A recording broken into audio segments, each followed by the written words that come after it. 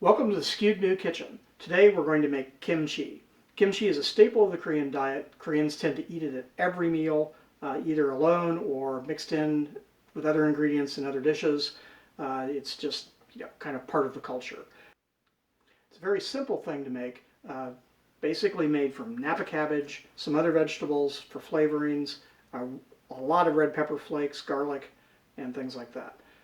Napa cabbage, these are pretty easy to come by. Most large grocery stores will sell them. You can also get them in Asian markets, Korean markets, sometimes called a Chinese cabbage. I'm going to be using green onions. Leeks work also. I prefer green onions. A little bit of yellow onion, an Asian pear for a little bit of sweetness. Some recipes call for sugar. I like using the pears instead. Some carrot and a Daikon radish. Daikon radish is kind of a weird thing. It's a Japanese radish. Traditionally in Korea, these would be made using a Korean radish. They're kind of green at the top, but I'm in southern Indiana. I can't get them here, so we use the Japanese radish. It tastes similar. We'll also be using fish sauce, obviously red pepper flakes, a lot of them, and then we'll be making a porridge with a little bit of flour and water to kind of thicken this all up so it sticks to the cabbage. And there'll also be fish sauce, garlic. I cheat, I use the pre-chopped stuff. And I'm going to be adding some salted shrimp sauce. And this is basically just a jar full of preserved shrimp, preserved in salt. You can also use things like squid, fish. It's one of those things that varies widely, probably depending on the region in Korea you're from. Squid's kind of hard to get here, so I'm using the salted shrimp. And like I said, it's a very, very basic recipe. It's kind of a simplified kimchi.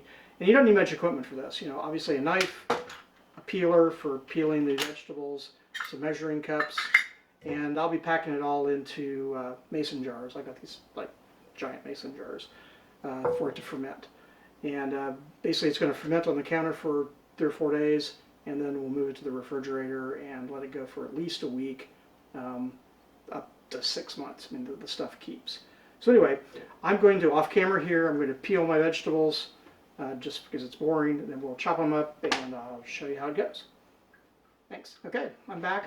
Vegetables are cleaned and peeled, and let's start with the cabbage, because this has a little bit of processing that has to happen to it before we actually can get started. So what I'm going to first do is cut the head of cabbage in half. And this is, like I said, about 5 pounds of cabbage. You just have to kind of scale your recipe depending on how much you're going to make. This will probably make, fill that half-gallon jar plus some, hoping anyway. So anyway, I'm going to just slice this down the middle. And climb the knife around. So there we have it cut in half. And what we need to do is we need to cut out the little stalk thing at the end. So let me just do that. I'm just going to make sort of a triangular cut through this. Now there's 2 ways you can do kimchi. You can use whole leaves like this, but then you have to have a large fermenter to actually do it in. And I don't have that, so I've got mason jars. So what I'm going to do is I'm going to sort of chop this into bite-sized pieces. It's a little easier to deal with. The big pieces, you have to deal with that after it's fermented before you can serve it. And it's neater and cleaner to do it now. So I'm just going to slice this into smaller pieces. And we're going to do the whole thing, the green parts of the leaves and everything. Kimchi is nothing if not colorful. And I tell you, a bigger cutting board would be a good idea.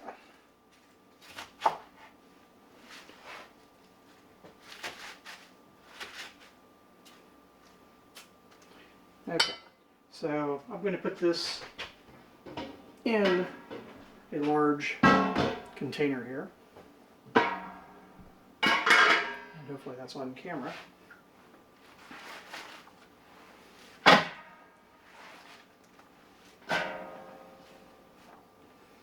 And this is one of those things that you don't have to be a fancy chef to do. There's no knife skills necessary. It's just cut the thing up. It's like making a salad, basically.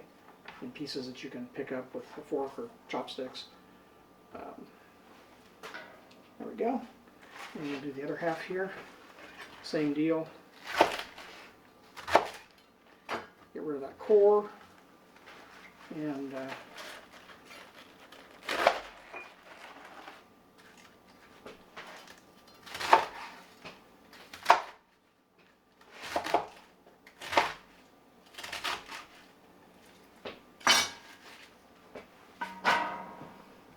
my pot here is way oversized, but it was what I had, so anything will work. Just needs to be able to hold it because we're going to mix this in with a bunch of salt to sort of draw the water out of the cabbage.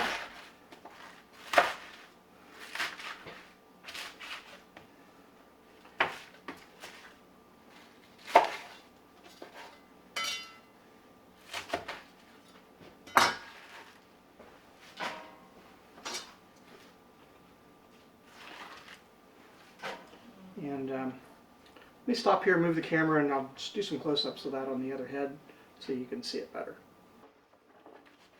Okay, just like before, cut it in half.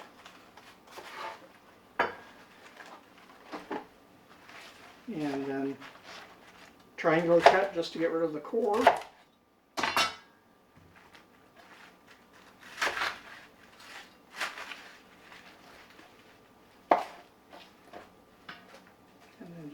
Like I said, chop it into pieces that you can stick in your mouth.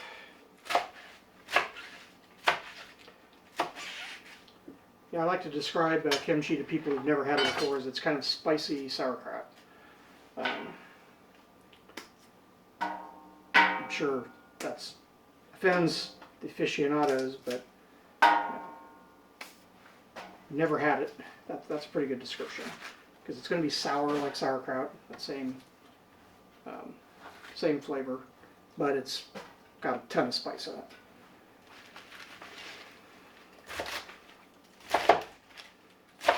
My family was German, so we ate a lot of sauerkraut when I was growing up. So this fit right in. I've grown to love spicy food. That's kind of what brought me to Korean cooking. Simple, flavorful. You know, it's not a subtle cuisine.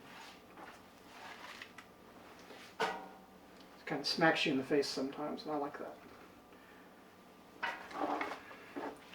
Real quick here.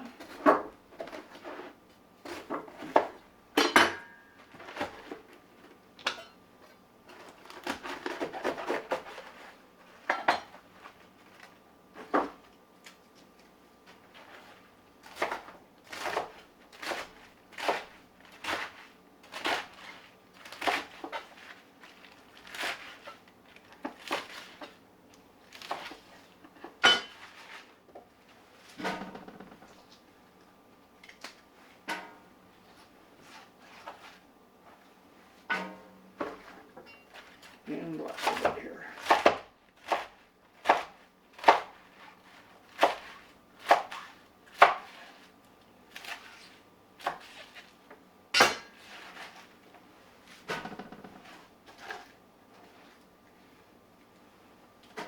Okay, let me move the camera back and we'll continue. Okay, I'm back. Cleaned up a little bit, but we have our cabbage in the pot here. And I'm going to be adding 1.5 cups of salt to this. So that's 5 pounds of cabbage, 1.5 cups salt. And this is just going to draw the water out of the cabbage. And we're going to just mix that in. I'm going to use a big spoon here. Use your fingers. Basically just mix it up good. Well, later we're going to rinse this, so you know, I'm not going to have a heart attack from eating it. Once it's all mixed up, we're just going to let it set. This is going to take about 1.5 hours. 2 hours, and you'll see the quantity of material here in the pot reduce over time. There'll just be some water in the bottom of it, and then we'll put it in a big colander and rinse it out.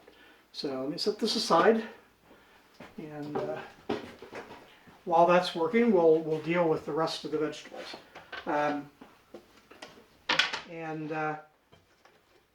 So 5 pounds of cabbage. I'm going to put 5 or 6 green onions. Just going to cut these on a diagonal so they look pretty. And go straight forward.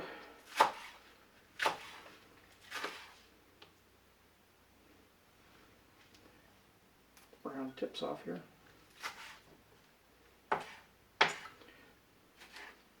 I'm actually pretty new to Korean cooking. I've only been doing it for a few months, but I've really fell in love with it. It's, I think, my favorite cuisine at this point. Grab some bowls here.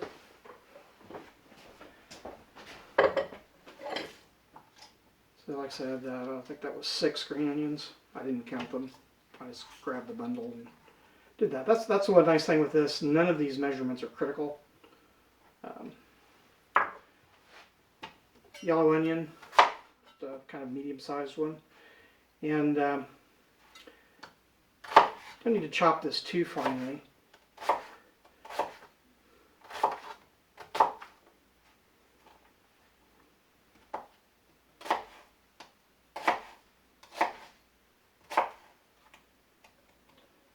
Get cut all the way through.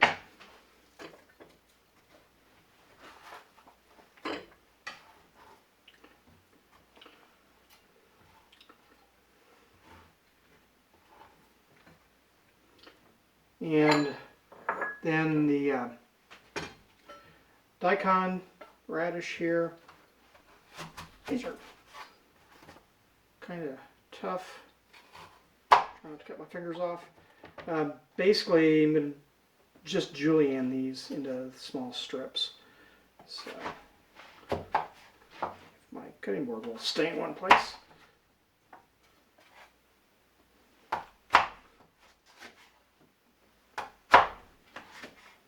Basically sort of matchstick size pieces is what we're shooting for here.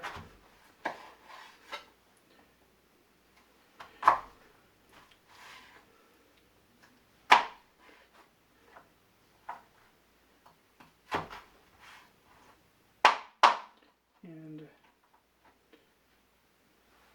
again, want to make them small enough that you get a hold of them with chopsticks.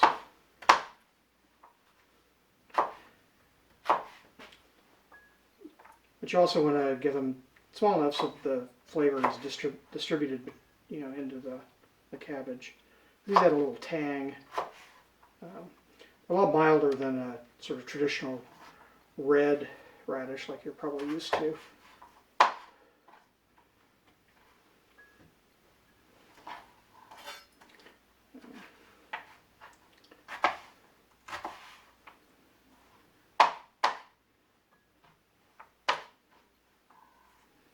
So those are a little too big.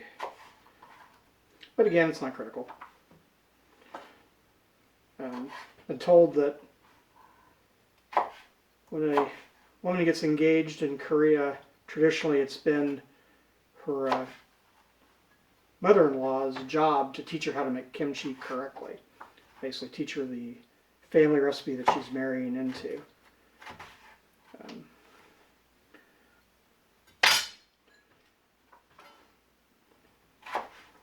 So everyone makes this a little different. I'll post the actual recipe in the description below.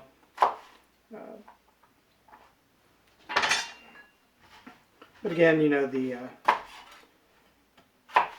ratios of things really aren't all that important. In fact, I'm going to be a little light on the garlic, I think, for this, but it'll be okay.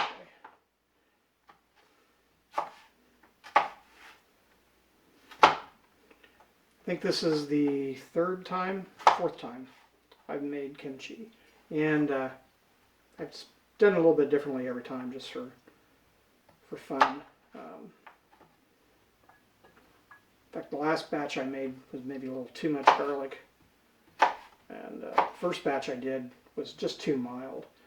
The primary seasoning in this is going to be red pepper flakes.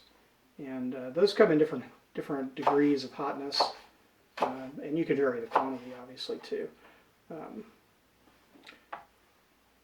kind of like the spicy, so I went for hot ones. Okay, one little piece left here.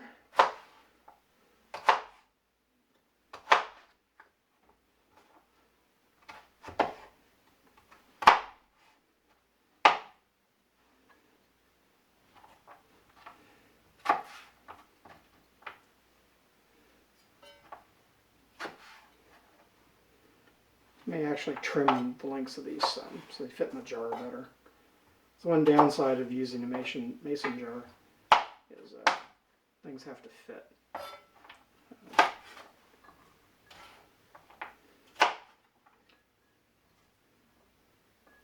This radish actually is no good. It's kind of making my eye water.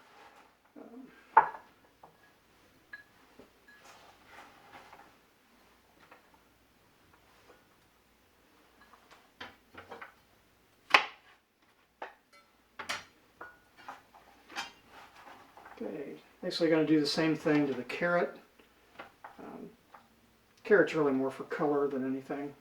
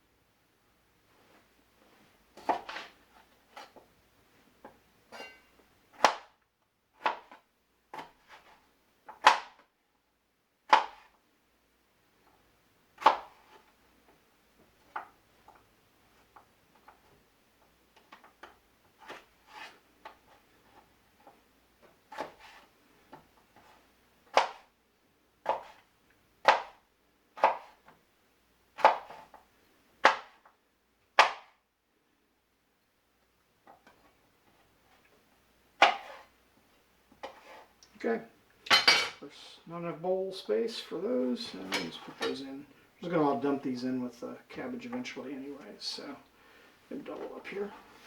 Okay, the last thing is the pear, and I peeled the pear. This is an Asian pear. You can use a normal pear, one that's kind of soft. It's just going to add some sweetness. And normally you can mince these by hand, but I got a toy here that's fun. Basically, I'm just going to throw some chunks in here, and don't really want big pieces of this left. So, food processor works great for this too, but it's not worth the cleanups.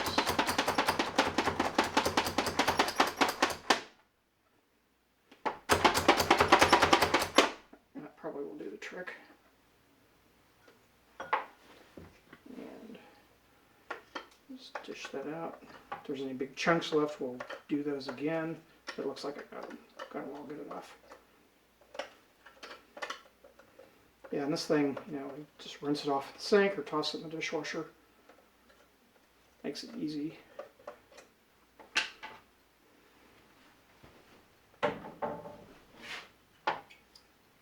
There we go.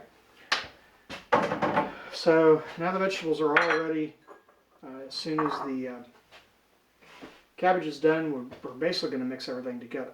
The one remaining thing we do need to do is make what they call porridge. And this is basically just flour, water, cooked till it gets a little thick. And we're then going to mix that with the sort of the rest of the ingredients here, and it just makes it stick to the cabbage. That's really its purpose. So going to heat up a quarter cup of flour, 1.5 cups of water, and just stir it until it starts bubbling, and then let it cool. I'm going to do that off camera because it's, you know, it's no big deal. It's kind of like making gravy. So when that's done, I'll just let that cool, and I'll come back and we'll mix up the other stuff in that, rinse the cabbage, and actually make the kimchi. We'll be back in a bit. Okay, we're back. The porridge is cooked and cooled, And now we're going to add the other ingredients to it. Now, basically, the most important thing here is our red pepper flakes. Let's talk about red pepper flakes a little bit. Korean red pepper flakes are usually sold in some sort of bag like this. And it's important that you get the flakes, not the powder. Even though this says powder, it's coarse. And it's, obviously little flat flakes. The actual powders are, finely ground powders, more like cayenne pepper or something like that. This is good stuff too, but it's not what you want for the kimchi. So you want the actual red pepper flakes, and as you can see, I'm now out of them. So basically, we're going to take that, our Asian pear. I think this was a half a cup of garlic. Yeah, half a cup garlic. I use the stuff that's pre-minced. You get it in a jar. I use a lot of garlic. I put it in everything, and just as soon not spend my life mincing the stuff. So I just buy it in a jar. It's fine. And then the last thing here is fish sauce. Now this is just a Thai fish sauce. I'm sure there are Korean fish sauces too. I can't find them, so I can buy this at Kroger's. And that's half a cup, I believe, of that. Let me make sure I give you the right amount here. Yes, half a cup. So we're going to mix all these in. I'm going to put the liquids in first just so it doesn't get all clogged up. So get our fish sauce in there. Stir this up. The porridge is, it's a lot like cream of wheat. And it's best if it's smooth. Mine didn't come out all that smooth, but it'll be okay. Let's put in the pear. Got some juice to go with that. And garlic.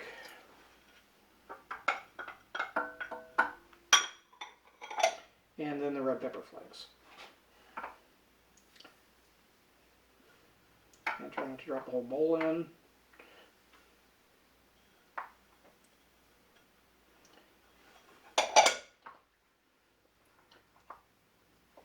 And this is just going to be kind of pasty. Again, we're going to get this to stick to the cabbage. And you want to be careful with this red pepper paste. Even the mild ones are bad if you get them in your eyes. So try not to splash yourself. Rub your eyes after playing with it, that sort of thing. Okay, so got that going in there. And the one last ingredient is my shrimp sauce. And I'm just going to put a couple tablespoons in here. Again, this is just to kind of add a little umami to it. I think traditionally the recipe I'm using here called for squid. So this I buy at the Asian market, and it's just salted shrimp sauce. For the kimchi, or for the cabbage, I actually use sea salt. You don't want to use iodized salt for that. Even though you're going to rinse most of it off, the iodine just makes it taste bitter. And this is just Thai fish sauce. So those will do the trick. I'm going to mix this all up. It's kind of blended together. And that's done. And I don't know if you can see that. It's just kind of red and chunky. So that's taken care of. So now, to the cabbage. Let me grab it. And again, we have it in this giant pot, but it is reduced down to about half the size, or half the quantity here as again. So let me dump it into the colander here.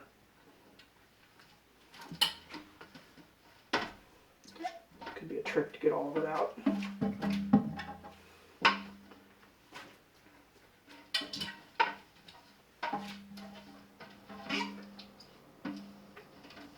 Close enough. Okay, so there we've got our Napa cabbage, and it at this point would be too salty to eat. So I'm going to take it over to the kitchen here, rinse it off, and come back. Now, this is one thing you've got to be careful of. Since we're going to be fermenting this and it's natural, the the bacteria that's going to do this is just sort of naturally occurring in the air and things. We don't want to get too much chlorine in this. So if your water is heavily chlorinated, you might want to buy a few gallons of bottled water or something to do that. I have a whole house filter here with carbon, so it should take most of the chlorine out anyway. And since I've got a little bit of kimchi in the refrigerator, I'm going to just add a dollop into the jar just to give it a head start on the fermentation process. So I'll be right back. Okay. I've rinsed this thoroughly. It's still going to have some salt in it, but we want some. And normally I do this in the sink, but what we want to do is basically bring this out, squeeze water out of it, and I'm going to put it in a bowl over here. And the idea is just to get a lot of the liquid out of it, because otherwise the kimchi ends up kind of soupy. This will probably make a big mess on the counter. I get a plate under it, but I don't know how much water it'll hold.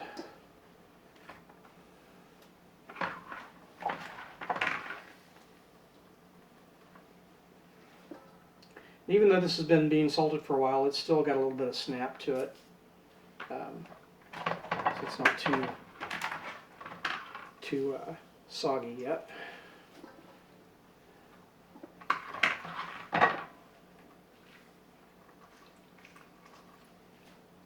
There. That should do the trick.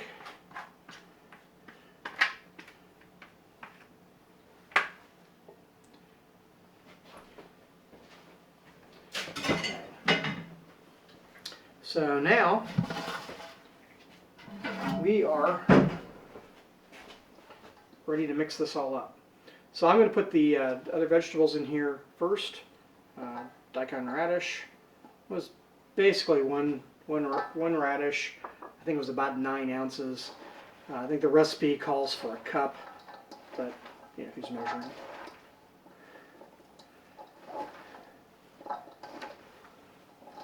And yeah, the bigger your bowl, the better off you are. This is the biggest bowl I've got. These pieces are still a little bit big. Green onions, I don't know, half dozen green onions. If that leeks work, if you're going to use leeks, 2 leeks, the white and the sort of light green parts of them. I just like the way the green onions taste better.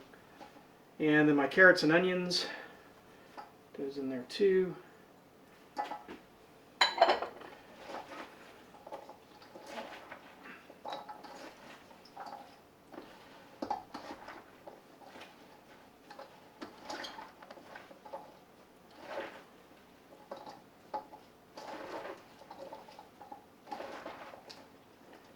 Try not to make an awful mess.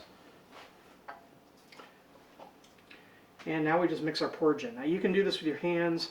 You can wear rubber gloves. Probably not a bad idea. Again, you just don't want to get the stuff in your eyes. I'm going to try to do it with a spoon here.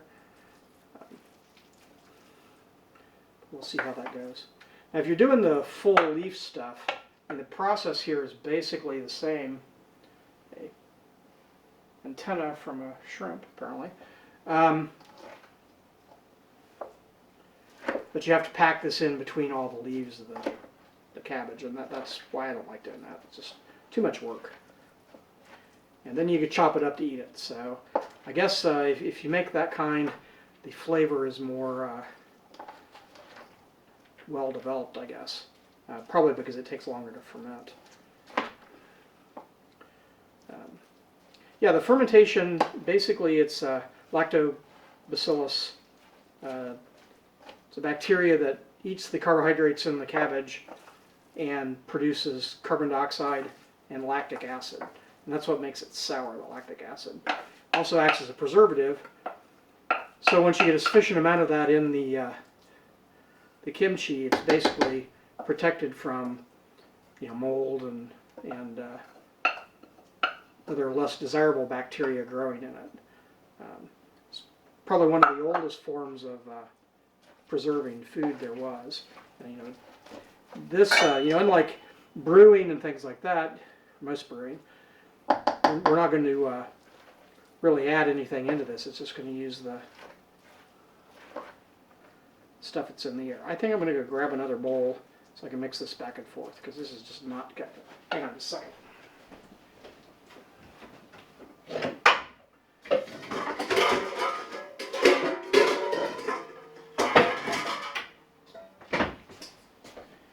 Fortunately, I have a second one. So we're just going to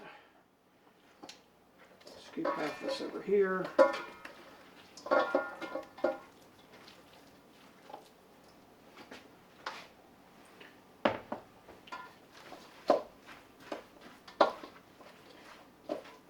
And, it doesn't really have to be perfectly blended. I don't think it makes that much difference. You just want to make sure you get some of the seasoning on all of it. It's going to sit in a jar, and the flavors will meld over a period of a few weeks. You can eat this, you can eat it fresh, right out of the bowl here. It won't be sour, so it's just more like coleslaw. We'll let this age on the counter. I usually do it for 3 or 4 days. Depends on the temperature. In the summertime, it happens a lot faster. My house is kind of cool in the wintertime. So you just kind of watch it. It's going to bubble and sometimes foam.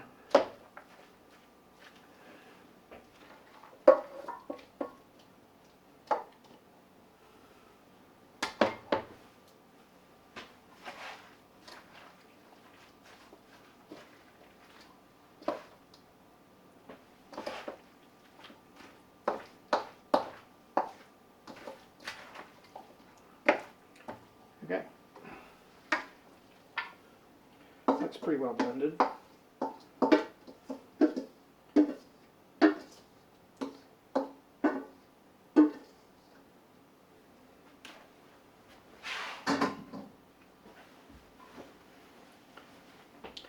And there we go.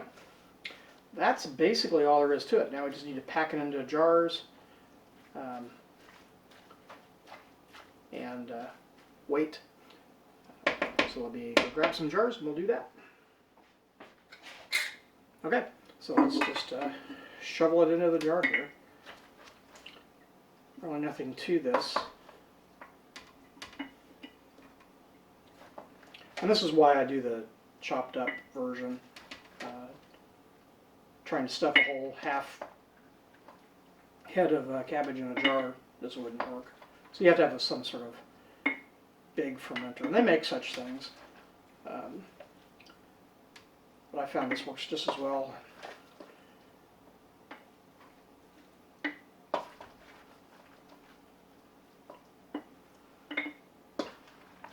Kind of like the fact that I'm doing this in glass. Most of the fermenters that you buy are made out of plastic. Figure come in contact with enough plastic, any that I can avoid, I'm better off.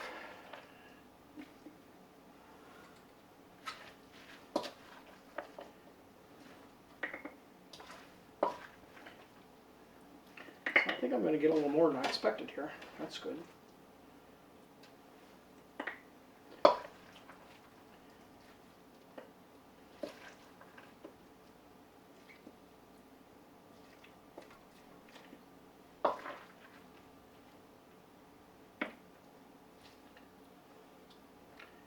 Okay, so we've got some in there now. What I'm going to do now is I'm going to pack this down. You don't want any more air in the jar than necessary. And there are tools specifically for doing this. I have a cheap espresso maker, and it came with a tamper for tamping down the coffee grounds, and that works perfect for this. In a pinch, you can use a big spoon, a small can or something you can stick down there, tomato paste can or something like that. And just going to try to pack this in as much as I can.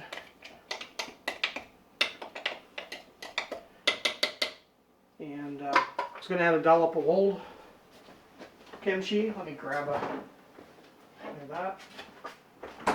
I am dangerously low on this.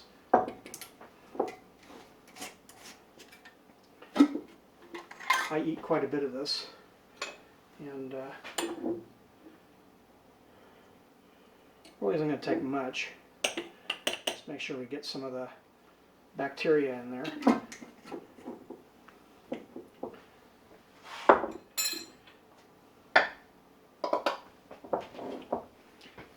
And I'm going to leave quite a bit of space at the top of this because from experience I know that this is going to juice up quite a bit. It's going to produce a lot of liquid as it goes, and it's going to foam and bubble. And so if you get too full, it just makes a mess. Still, when you're fermenting this, I would put it on a plate just in case it does overflow. And a little bit more, I think we'll call this one done.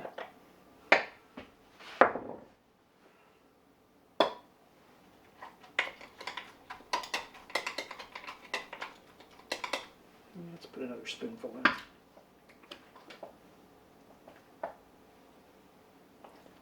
That should do the trick. And I'm going to try to kind of draw some of the liquid up to the top.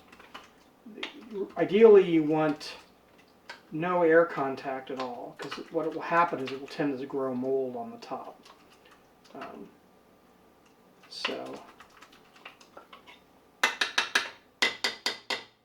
Now, if it does get a little mold on the top, it's not the end of the world. You just scrape it off the spoon, and it'll be okay. So there's that one. Let me do another jar here. And let me do this off camera, and I'll come back because you've seen me do it once. I'll be back in a minute. Okay. I've got almost 2 half-gallon jars full. This one's not quite as full, and I'm just going to